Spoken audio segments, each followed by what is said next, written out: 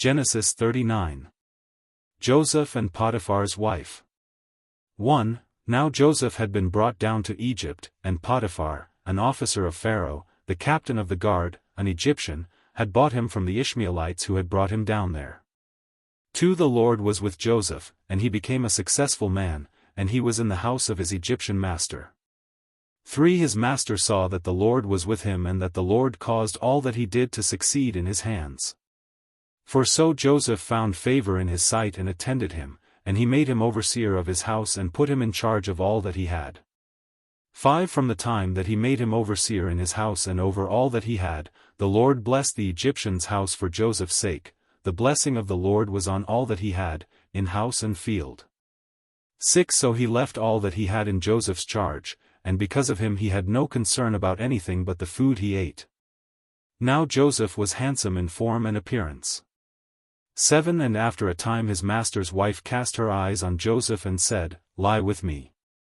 8. But he refused and said to his master's wife, Behold, because of me my master has no concern about anything in the house, and he has put everything that he has in my charge. 9. He is not greater in this house than I am, nor has he kept back anything from me except you, because you are his wife. How then can I do this great wickedness and sin against God? 10. And as she spoke to Joseph day after day, he would not listen to her, to lie beside her or to be with her. 11. But one day, when he went into the house to do his work and none of the men of the house was there in the house, 12. She caught him by his garment, saying, Lie with me. But he left his garment in her hand and fled and got out of the house. 13. And as soon as she saw that he had left his garment in her hand and had fled out of the house, 14. She called to the men of her household and said to them, See, he has brought among us a Hebrew to laugh at us. He came in to me to lie with me, and I cried out with a loud voice. 15. And as soon as he heard that I lifted up my voice and cried out, he left his garment beside me and fled and got out of the house.